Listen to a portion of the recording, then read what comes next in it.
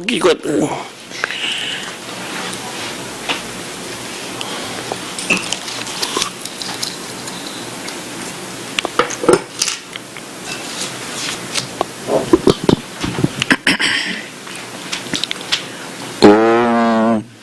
नमः श्री यतिराजाय विवेकानंद सूरये सच्चित् सुख स्वरूपाय स्वामिने तापहारिणे जननीं शारदां देवीं रामकृष्णं जगद्गुरुं पादपद्मे तयो श्रित्वा प्रणमामि मुहुर्मुहुः.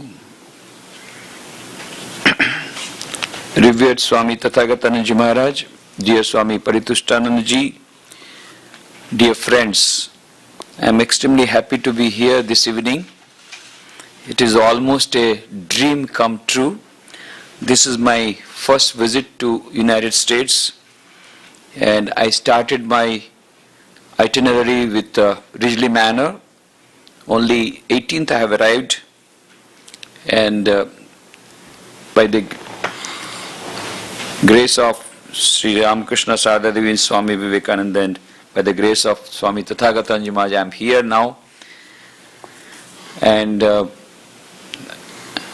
then I have some few lectures in New Jersey and New York, and then I go to Washington, from Washington to Chicago, then to Los Angeles, and then San Francisco, Detroit, Thousand Island Park, Boston, Providence, and then finally the main reason for which I have come is the 19th International Congress on Vedanta at Massachusetts University from 28th to 31st July. And then 3rd August I will leave for India. That is my itinerary, and since I was supposed to give speeches in New York and New Jersey, I wrote to Revered Maharaj that I'll be here in New York and I would like to get your blessings, your satsang, and I would like to stay with you. Maharaj told, here there is no space, but I said there is a lot of space in your heart. It's a very large heart, and really he, in spite of all the limitations, he welcomed me, and I am so grateful to him. And just now, as he told, he is not a stranger to me, I am not a stranger to him. 1971, I was doing my post-graduation in industrial engineering. That time I was in Chennai as an exceptional case. Swami Kailashanand Ji Maharaj allowed me. He was one of a great monk of our order who later on became a vice president of our order also. And he allowed me as a special case to stay in our monastery in Madras, Chennai, though I was a student. And that time I used to meet Swamiji frequently. Since that time I have been recipient of his extraordinary love and affection. And of course his scolding, very sweet scolding, as you have been receiving. And you cannot imagine, not only that he loves me, but then he is such a senior monk. And he remains so busy, writing so many books, he is always drowned in his books and all his literary work. In spite of that fool that I am, I pretend to be more busy, and I have no time to write to him, but he writes to me. When my article appeared in Vedanta Kesari, The Magic of the Gospel, he wrote to me a very encouraging letter. Again, whenever there was some good incident that happened in my life, he used to write to me very encouraging letters without waiting for my letters. And then sometimes even I did not acknowledge, but then he has been writing to me. He is so kind and affectionate, extraordinary. So I am so grateful to him. And today, Revered Maharaj, though it was not a well organized or planned program, he said, when you come, okay, a few devotees will come and then you can have a sort of seating, that's how. But then so many of you come, that is, I think, his charismatic power, that without any notice that you have come all the way. I am grateful to him. I am grateful to him giving the opportunity of staying in the center. This is the first center started by Swami Vivekananda in America. It's of historic importance. For me, it's a great privilege that I am staying in the first center started by Swami Vivekananda. Though the building was not there at that time, but the center, Vedanta Society, was established by Swami Vivekananda in 1894, as long as that. And that is how the whole world mission, though he bombarded the world's parliament religion in Chicago, he started his work there. But actual work that he started of establishing his work for the world mission, that he started in New York, here in this city. For me, it is a great privilege. For me, it's a great privilege to stay here in the first society that's founded by Swami Vivekananda, and I think it's a pilgrimage for me. New York, visiting New York is a pilgrimage for me, because the greatest person ever born in any country of the world history, Swami Vivekananda, he himself was here physically, though today also he is in fine form everywhere, as he told.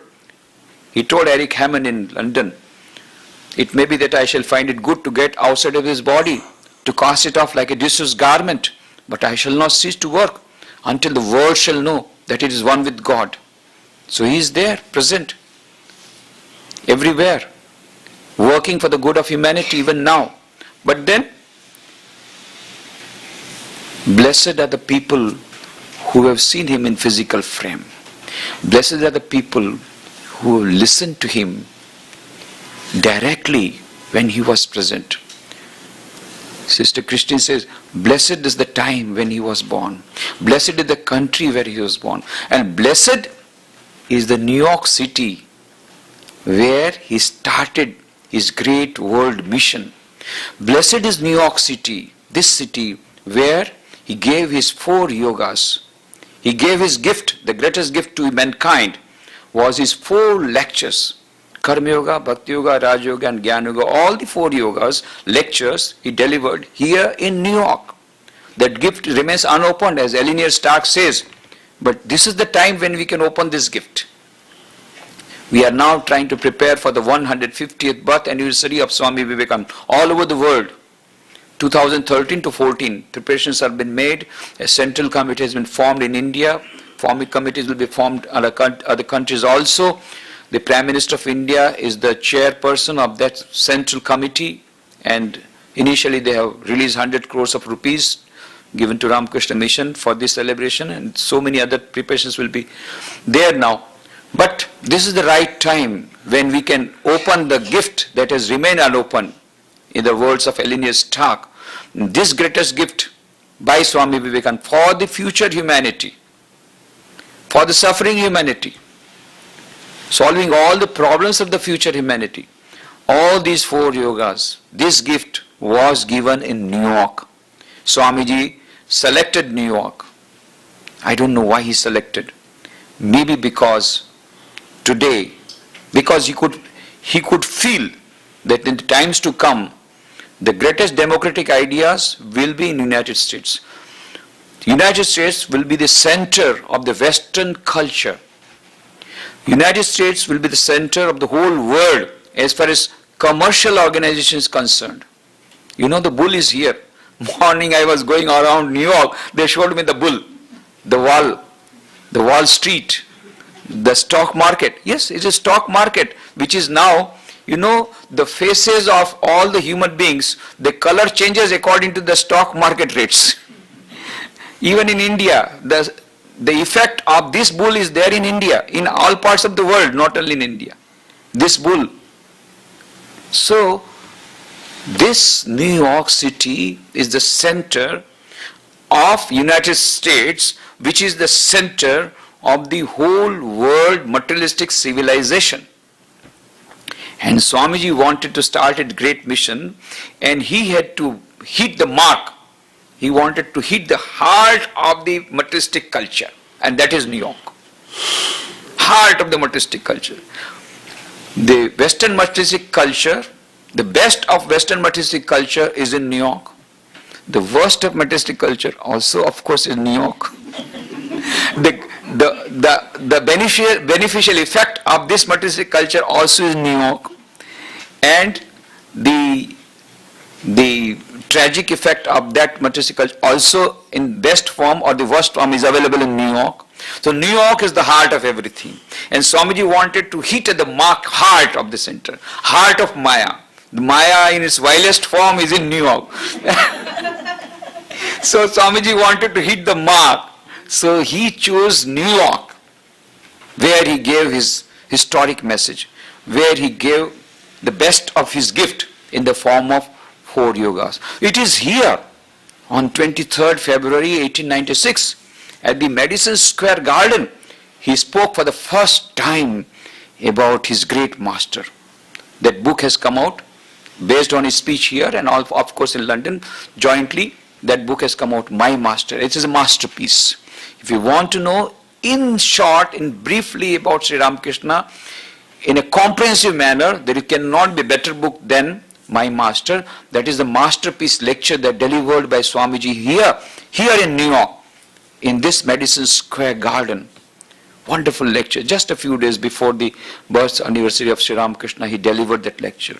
It is here in New York that Swamiji used to go frequently into the great mood of Samadhi.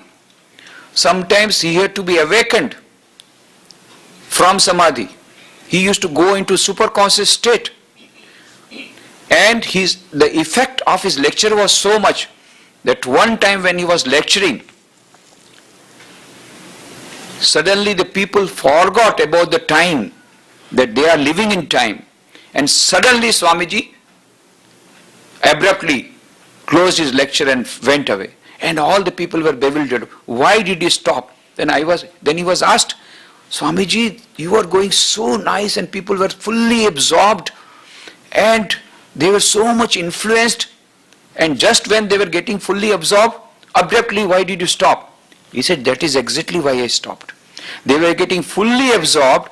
I saw that their personalities are melting away, and now now whatever I say, they will absorb and they will immediately accept without any questioning, and they will become my disciples. I don't want to make them disciples. I want to make them stand on their own feet.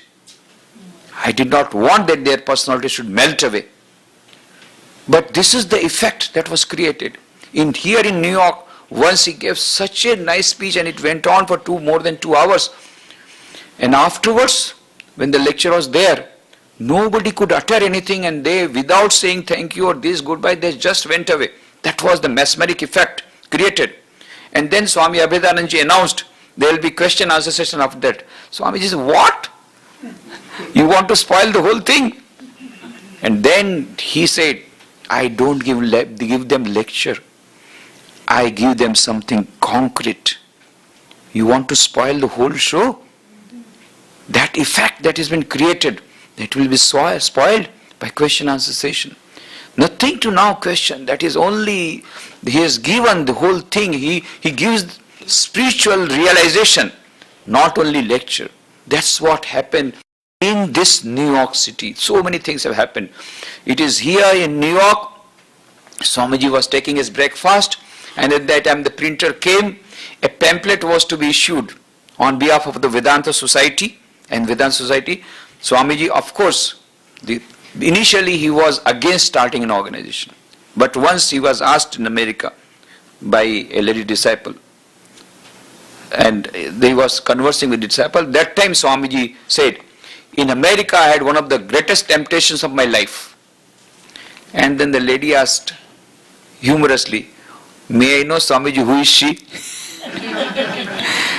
Then Swamiji smiling said, oh, it is not a woman. It is organization. The power of organization that is there in the United States, we don't have in India. And then he said, without organization, the concrete work cannot be continued for a long time. It will die away. So knowing fully well all the ills and evils and all the other things, bad things that are connected with organization, he said it's a necessary evil. And so he started Vedanta Society in 1894. He was taking breakfast. The printer came, and then it was suggested there should be some sort of an emblem along with the printer. Then what did he do? An envelope had come, some letter had come. He tore the envelope, And on one side of the envelope, after tearing that apart, on one side of that envelope was blank. He started drawing, made a drawing. And then he told the designer, you prepare a design out of that. That became the emblem of Ramakrishna order. You know, I think that emblem is here, no? It's here. This emblem was designed by Swami Vivekananda himself here in New York while taking breakfast. Suddenly it came.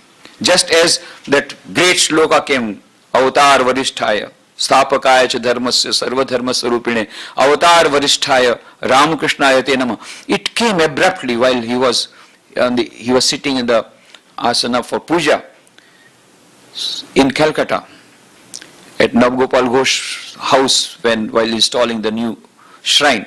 Similarly, this also came abruptly, and then he designed. And this emblem gives the whole philosophy of our organization. How beautifully he said that the emblem should be such that it will, you don't have to question or you don't have to know anything else. Once you know the emblem, you know the whole philosophy of the organization. And this is the central philosophy of Ramakrishna order. And then later on he used to explain, this sun represents knowledge, jnana.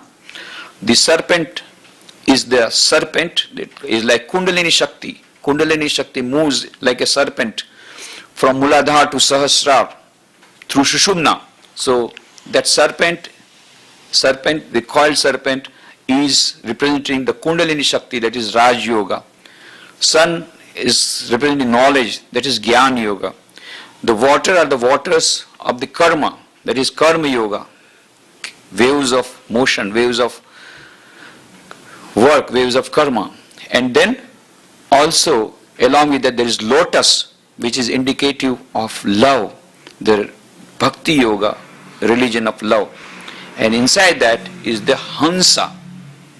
Hansa is the swan, and it is written below, Tanno Hansa Prachodayat. This is how the Paramatman, Hansa is equal to Paramatman. This is how Paramatman or God is realized. How God is realized? How that Supreme Self is realized? By combination of 4 yogas. Karma Yoga, Bhakti Yoga, Raj Yoga and Jnana Yoga. And all these 4 yogas he gave here in New York. He gave the emblem also, suggesting that we should have combination of all the 4 yogas. His brother disciples said, once they told, Swamiji, what new you think you have given? You have been talking only about the Upanishads and Vedanta. Swamiji said, yes, that is true. This Vedanta is the philosophy which can save the whole world. This is a great philosophy, Vedanta, Upanishads. But this great philosophy, this great knowledge was forgotten by us. That is why India's degradation came. Adi Shankaracharya came and revived that, and he wrote commentaries. But he kept this knowledge of Vedanta in the monasteries, in the caves, in the forest. I have been born to bring this message of Vedanta at the doorstep of each and every human being, to the marketplace, to the kitchen, to the corporate sector, to the offices, to the workshops. Everywhere this Vedanta will become practicable. Practical Vedanta. He talked about practical Vedanta. And then he talked about these 4 yogas. How this, by practicing these 4 yogas, we can overcome all the problems of our daily life. Swamiji was telling about the present situation where everybody is under tension. You know, in USA, of course, I have come to know that recession is going on. Many industries are not flourishing well. Of course, the effect is now less, but still it is going on. Recession is there. In India, effect is becoming very less, but still it is there. More or less we have overcome, but in the United States it's still persisting. And whatever happens in USA has got its effect all over the world, because it is the center of the commercial civilization. So many industries are not flourishing well under recession, but one industry is flourishing very well. What is that? It is happiness industry. Happiness industry is the 5th largest industry in the world today. You may be surprised to know. The seminars and conferences and the programs on stress management, on meditation and all those things, and there are so many pseudo gurus that have come up to capture the market, and these are being sold. You can get instant samadhi just by $35 with money back guarantee. All this happiness industry is coming in a big way. Of course, it has been commercialized. But then, this happiness industry is the 5th largest industry in the world today. It may become the most flourishing, maybe. And now they are not talking about GNP any longer. GNP is an old word. Every country was judged by how much GNP. Forget about it. Now the new trend is to evaluate every country in the form of GNH, not gross national product, gross national happiness. How happy you are. And so they carried out a happiness survey. The London School of Economics carried out a happiness survey some years back. And do you know which country was the happiest country in the world? Bangladesh. Bangladesh was the happiest country according to the psychologists and the economists, and India was 5th and USA was 45th. I think it will be now it will be still worse. So, how happy you are.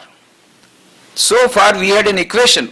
We are having most of the people under tension. Most of the people are having, and they are all now coming. You know, we in India also go to various industries and companies. Previously they used to ask us about Vedantic style of management and all that. Now all of them want stress management programs.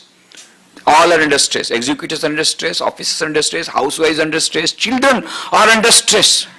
I asked a very young girl, just a very young girl. I said, how are you? I asked, oh, I am under tension, huh? Such a small girl, how I am under, I can understand your elder brother is under tension because 12th standard, there in India, 12th standard means it is like fighting with Pakistan. You know, so much of tension. So there is 12th standard, so I can understand your elder brother under tension because he is in 12th standard. I can understand the tension of your father because there is recession and any time you may get VRS.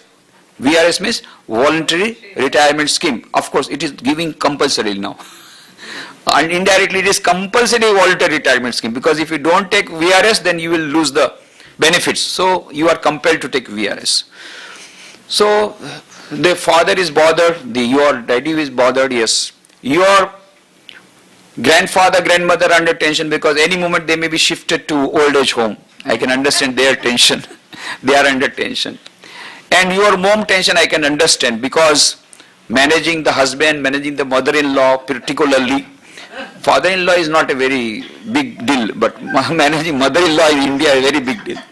And managing mother-in-law and managing finance with lot of rates increasing and all the items becoming costly. Of course, the most important management and the most difficult is the management of the maid servant. Fortunately in USA, no maid servant, so no problem of maid servant.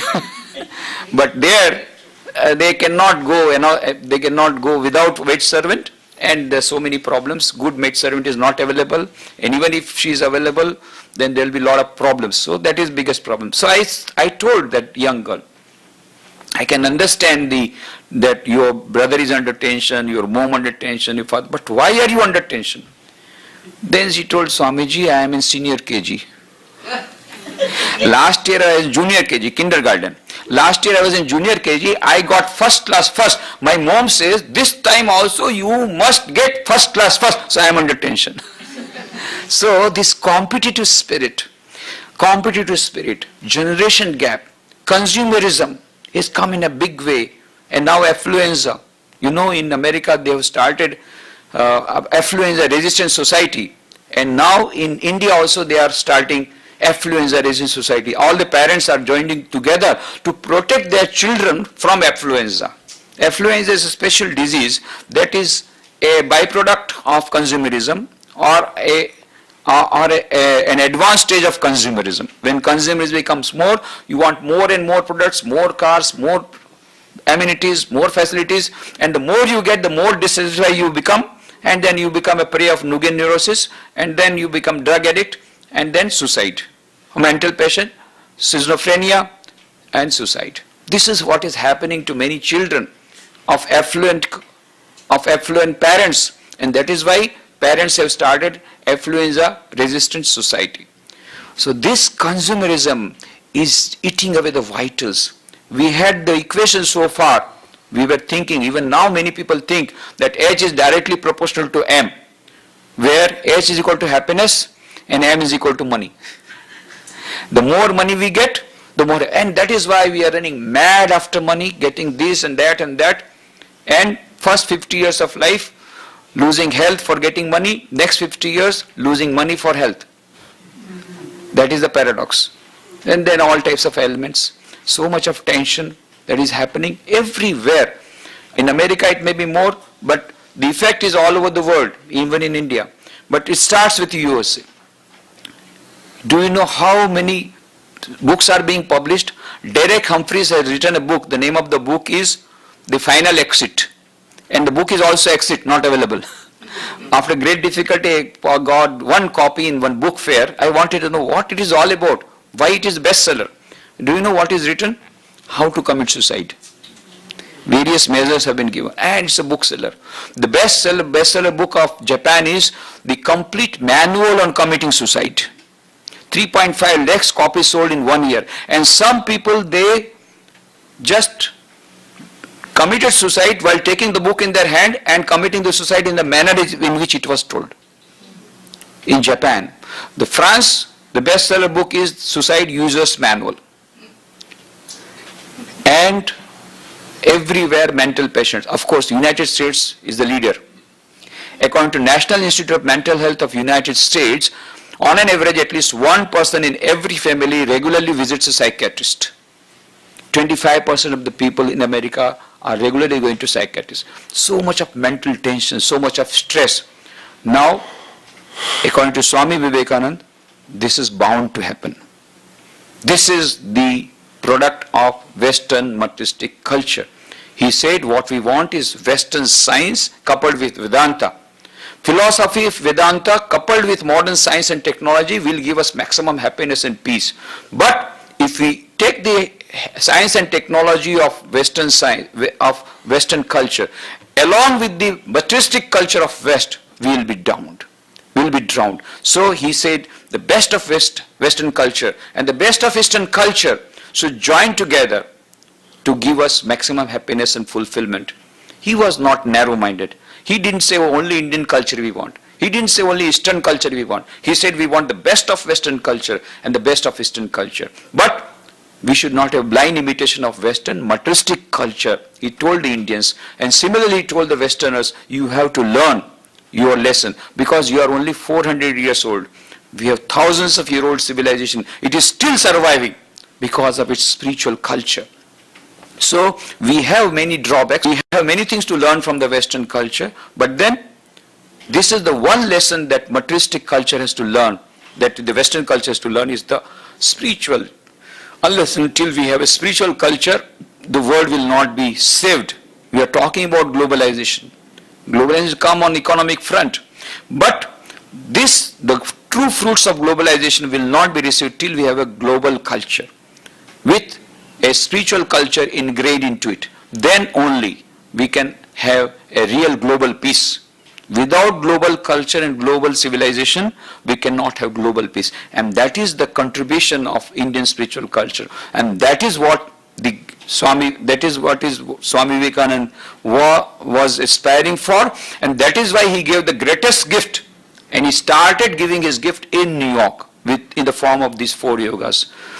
Because he knew the future man will have this problem. The future man will be a prey of materialistic culture, which is already there. There's a beautiful book by Dana Zohar. She's a professor in Oxford University. She has written a book, SQ, Spiritual Intelligence, the Ultimate Intelligence, where she says neurologically, physiologically, biologically, psychologically, from every point of view, there is a concluding evidence there is something called SQ, which is the basis of both IQ and EQ. What is IQ? Intelligence quotient. IQ will tell you how to play the game of life. What is EQ? Emotional quotient, emotional intelligence. EQ will tell you how to play the game of life under changed circumstances with changed strategies. And what is SQ? Spiritual quotient, spiritual intelligence. SQ will tell you whether to play the game of life at all or not. Well, that is your choice. What is the meaning of life? What is the purpose of life? This is what we have forgotten. We are now living in a spiritual dumb culture, says Dana Zohar. And in this spiritual dumb culture, we have become a prey of materialism. And she gives a very beautiful, very nice story, interesting story. Of course, we have got an Indian version of this story already. So I'll give you the Indian version of that story. A fisherman was sleeping on his boat. It was afternoon. A management consultant was sitting on the shore of this ocean. And then he asked, "Hey, why are you not going for fishing? Why are you sleeping?" Then he was in a relaxed mood. He said, "You see, sir, what happened? That today in the morning itself, I got a very nice catch, a very big fish. So I sold it and I got very good money, and that is enough for my today's expenditure. So my today's quota is over. So I am now relaxing." He said, "What? Do you have a quota system here? You must earn more and go for fishing. Still there is afternoon available. Up to evening you must fish. Then you will get more money. But what will I do with more money?" Okay, you save money. Now he had never thought about saving money. You deposit this money in the bank, that is called saving. Open an account and deposit. Why? You go on depositing. When you get more money, then you will be able to purchase a bigger boat. And then, you see, I am management consultant, I am telling you. You don't know all those things. So I am giving advice. Then you will be able to purchase bigger boat, then you will be able to go deeper into the ocean and you will get much more fishes. Then when you sell these fishes, you will get much more money. But what will I do with the money? Again save. Again deposit. Then purchase more boats, and then you will have a big joint stock company and you will become CEO, Chief Executive Officer. Then what? Then when you have made more money after many years, then you come back to me. You know, I have got all the investment policies. I will tell you where to invest the money. And when you invest that money like that, every month you will get fixed income and you will not have to work anytime, anywhere, and you will be able to nicely relax and sleep.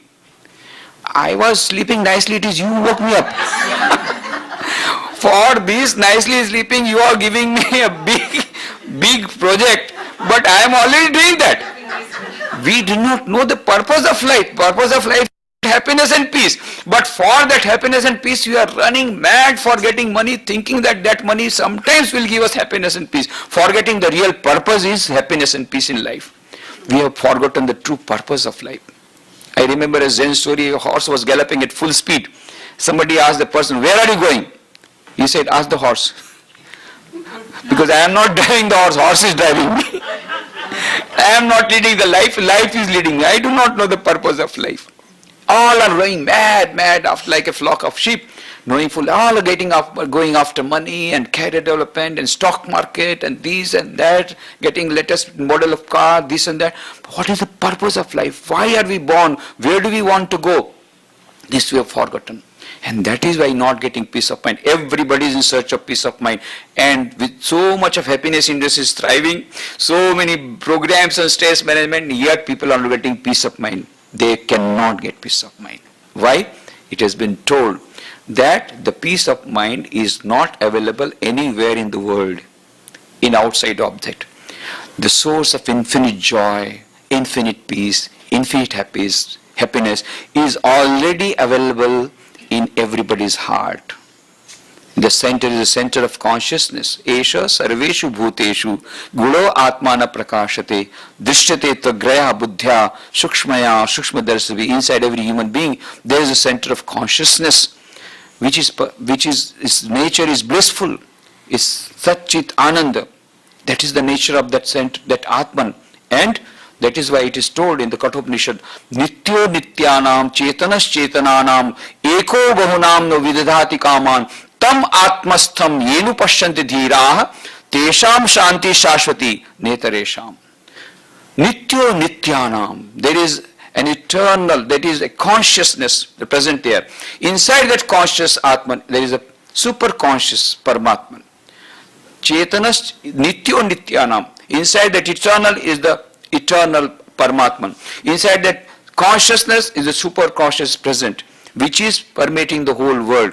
Nityo Nityanam Chetanas Chetananam Eko Bahunam Yo Vidadhati Kaman Tam Atmastham Yenu Pashyanti Dhira. Those wise persons who see this Paramatman, this supreme reality, residing in that reality of each inside everybody's heart, they alone, Tesham Shanti Shashwati, they alone can have eternal peace. None else, none else.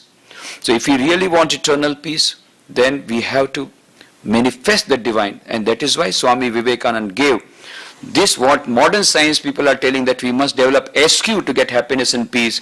Swami Vivekananda gave that message of Vedanta in a beautiful way, in a very comprehensive manner in Raj Yoga, where he says, each soul is potentially divine. The goal of human life is to manifest this divinity within by controlling nature external and internal. Do this either by work, worship, psychic control or philosophy, by one or more or all of these, and be free. This is the whole of religion. Dogmas, rituals, books, worships, temples, they are but secondary details. So this is the gist, the kernel of the whole thing. Each soul is potentially divine. Inside every human being, that center of consciousness is there, which is the center of happiness and peace. Already it is there. That's why Kabir says, मोह को कहाँ तू ढूंढे बंदे, मैं तो तेरे पास में, खोजोगे तो अभी मिलूंगा पल भर की तलाश में. Kabir, poet says, where are you searching for me? I am already available inside your heart. And that's why again in another song it is said, नाभि कमल में है कस्तूरी, वृथा मृग फिरे बनकारे, बिन सदगुरु नर ऐसे ही ढूंढे, जैसे फिरे पशु बनकारे. There is a deer, special type of musk deer that is available in Himalayas. It's running fast. Why it is running? It is getting the smell of musk. In search of that smell, it is running mad, and after that it gets tired, and that gets exhausted and dies. And then it is found out that musk was already available in the navel of that deer. Similarly, Nabhi Kamal mein hai kasturi. Just as the musk is already available in the navel of the deer, similarly the source of infinite joy and peace already available inside our heart, and yet we are searching in vain like the deer and running mad and dying without knowing that it is already there. So Swami Vivekananda says, each soul is potentially divine. Infinite potential is already there. The goal of human life is to manifest, only you have to manifest, you don't have to get it from outside, it's already there. Manifest this divinity within by controlling nature, external and internal. How to do it? By 1, 2, 3 or 4 yogas, Raj Yoga, Bhakti Yoga, Jnana Yoga and Karma Yoga. Any yoga, all the yogas are independently capable of taking you to the supreme goal. But Swami Vivekananda was asked, what is your bet? Swamiji said, I want to ride on all the 4 horses simultaneously. 4 horses. These are the 4 horses. That is why Rumarola said he rode on all the horses simultaneously. He said, I want to follow all the 4 yogas simultaneously. And then he said, would to God that all the human beings were so constituted so that they could follow all these 4 paths simultaneously, because that gives the integration of the personality. Now the modern management techniques, they talk about, if you really want high profit, they talk about the maximum utilization of resources. If you want higher productivity, maximum utilization of resources. Similarly, and Swamiji says, if you want really maximum profit in our business, maximum productivity in our life, maximum happiness in our life, maximum fulfillment in life, then what we should do? We should combine all the faculties of our life. Then we will reach the goal quicker. For example, all of us have got hands to work. Why not work for the Lord? That is Karma Yoga. We all have got mind. Why not meditate with that mind? That is Raj Yoga. We all have intelligence. Why not we apply this intelligence to know the supreme reality? That is Jnana Yoga. And we all of us have got heart. We want to love and we want to receive love also. Nobody can say, I don't want to love. Nobody can say, I don't want love. Everybody wants love. I ask the youngsters, do you want love? Yes. How much? 5 kg or 10 kg? 10 kg. 10 kg or 20 kg? 20 kg. How much love you want? Afterwards you will say, I don't want more love. No. There is no such thing. We want unlimited love. And that unlimited love cannot be obtained from any human being. Swami Vivekananda says in his book Religion of Love, there cannot be an infinite and immortal love between two finite realities changing all the time and their moods also changing all the time. There can only be an infinite love between two infinites, infinite Atman and infinite Paramatman. But then that does not mean that we should not love human beings. Each and every human being has the center of consciousness that God is there. In and through that supreme reality, if we love, then it becomes a blissful world. A blissful world. As Holy Mother Sharda Devi says, remember the whole world is your own. Do not look at the faults of others. And that is the best way to get peace of mind. If you want peace of mind, Holy Mother's last message, wonderful message. If you want peace of mind, remember one thing, do not look at the faults of others. And remember that the whole world is your own. So Swami Vivekananda has given this 4 yogas, the gift of 4 yogas, and he says combine all the 4 yogas. What happens if we combine all the 4 yogas? Number 1, maximum utilization of all the resources. Second, what happens? Second, when we combine all the 4 yogas, we get the benefits of all the 4 yogas minus their disadvantages. How? Raj Yoga is very nice. Its name is Raj Yoga, royal path. But then there is a danger. Swami Vivekananda says in the preface, if you do not practice Raj Yoga under proper guidance, there is a possibility that you will end up in a mental hospital. And here really many people come to us. So this fellow has come, this fellow was doing some pranayama and now Kundalini Shakti has gone up, now it is not coming down. I said, who told you to make it up? Now with artificial means. So many come. Why? Because they want to go without any proper guidance. So Raj Yoga, royal path, but it's danger. But if you combine it with Karma Yoga, 24 hours you cannot meditate. Meditate morning, evening, but combine it with some unselfish service. Then the danger is less. And Karma Yoga is very good because it's very natural. Everybody wants to work. But then there is a danger. When we try to work, we get attached, number 1. Number 2, we become selfish. Third, we want name and fame. And all these things come. Then we lose our goal. So combine it with Raj Yoga. When we meditate, we will come to know really what is the purpose of our work. Are we really doing unattached work? Are we doing really Karma Yoga? One of our senior Swamiji used to tell, are you doing Karma Yoga or Karma Bhoga? If it is not Karma Yoga, it is Karma Bhoga. If you do good action, it will bring good result. If you do bad action, it will bring bad result. But it will come. It is Karma Bhoga. Only way it can become Karma Yoga if there is non-attachment towards the result. And if you are doing in the spirit of worship. It's a matter of practice. So with meditation, backing of the meditation, Karma Yoga will become really Karma Yoga, not Karma Bhoga. And Raj Yoga will become real Raj Yoga, royal path, rather than leading you to mental hospital. Similarly, Gyan Yoga, very dry. It's a shortcut, shortest cut, dry. Second, dangerous. Shurasya dhara nishita duratya durgam pasatat kavyo vadanti, says the Kathopanishad. That path is very, very dangerous, like walking on the edge of a razor. But that razor's path becomes, and then it's dry. But when you combine with Bhakti Yoga, religion of love, it becomes sweet and becomes less dangerous. On the other hand, religion of love, very good. But Swami Vivekananda says sometimes when they follow Bhakti Yoga, they become sentimental nonsense. And then they become too much sentimental. And they are carried away in emotions. So when it will be combined with Gyan Yoga, it will become little more rationalized. Your emotions will get rationalized. And then all the disadvantages of Bhakti Yoga will be also minimized. The disadvantages of Gyan Yoga also will be minimized. So if we combine all the 4 yogas, we get benefits of all the 4 yogas, we get maximum utilization of all the resources, and we get rid of all the disadvantages of the dangers that are inherent in these yogas. So that is why Swami Vivekananda gave this beautiful emblem. He said, the emblem of our Ramakrishna order, where we will say, Tanno Hansa Prachodayat, the purpose of life is to realize, is to manifest the divinity. The purpose of life is to realize the Supreme Self. This Swan, we want to get that Swan, we want to get that Paramatman. But how to do it? By combining all the 4 yogas. That will really serve the purpose of life. So, this is in a nutshell. I have told already, I have taken more time, but I am grateful to Swami Tathagatanji Maharaj for giving the opportunity. And many people are asking how to get happiness and peace in everyday life. By these 4 yogas, we will not get only eternal happiness in eternal life, but happiness and peace in the everyday life also. How?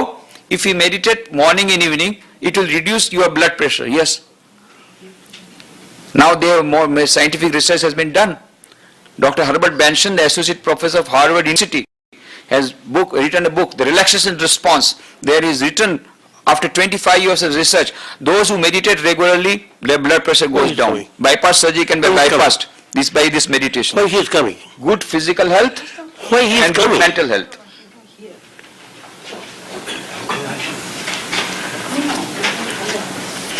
So that is meditation. Raj Yoga will give you happiness and peace in everyday life also. Similarly, Gyan Yoga. If you read inspiring books, that will help you to have positive thinking, and that will also reduce this one. Third, Bhakti Yoga, prayer. Prayer will help you. Prayer and chanting of the mantras will get peace of mind every day. Even if you don't bother about the eternal life, then also for everyday life also peace, you have to have some sort of prayer. The best prayer, of course, Swami Vivekananda said in Raj Yoga is, let all be happy. That's a beautiful prayer. Sarve bhavantu sukhina, sarve santu niramaya, sarve bhadrani pashyantu, ma kaschid dukhmapnuyat. Let all be happy, let all be healthy, let all get goodness, let none become miserable. That's a beautiful prayer. Swami Vivekananda says in his book on Raj Yoga, at long last you will understand that the best way to become happy is to see that others are happy, and the best way to get peace of mind is to pray for others' peace of mind. And then he said, start with this prayer. And I tell many people, and they get good advantage, good benefit. Of course, I tell them, when you pray, don't put a bracket. Sometimes they pray, oh Lord, let all be happy minus my mother-in-law. Oh Lord, let all be happy minus my daughter-in-law. Oh Lord, let all be happy minus my competitor. Don't put a bracket there. Let all be happy. And when we pray, unselfish prayer brings good result. Unselfish action also brings good result. Unselfish prayer also brings good result. So even happiness, if we want happiness and peace, eternal happiness and peace, we must combine all the 4 yogas. If we want happiness and peace in everyday life, we combine all the 4 yogas in our daily life, and that's how we can get it. I am grateful to Revered Swami Tathagatanji Maharaj for giving the opportunity of meeting you all, and I pray to Sri Ramakrishna, Holy Mother Sharda Devi and Swami Vivekananda, that their blessings be on all of us, so that we can follow their teachings and make our life meaningful and sublime and walk in their footsteps. And this blessed city in New York is a really pilgrim center for me, where Swami Vivekananda started his world movement. This whole new civilization is going to emerge. It's going to emerge. Nobody can stop it. Sri Ramakrishna, the greatest incarnation of this world, came to save the whole civilization from this jaws of materialism. The process has only started just 100 years back. It has just started. It will take time for blooming into the full fledged, but it is coming. Sri Ramakrishna has come, only the Yuga Avatar has come, and Swami Vivekananda came, the world teacher, to save us from the jaws of this materialistic culture. And he was the harbinger of peace, and he wanted the best of Western culture and best of Eastern culture to combine, to give a new civilization which is to emerge. We are waiting for that civilization. May we all get that message, and may we all be able to follow that message, that great message of the Holy Trio. With this prayer, I take leave of you. Thank you.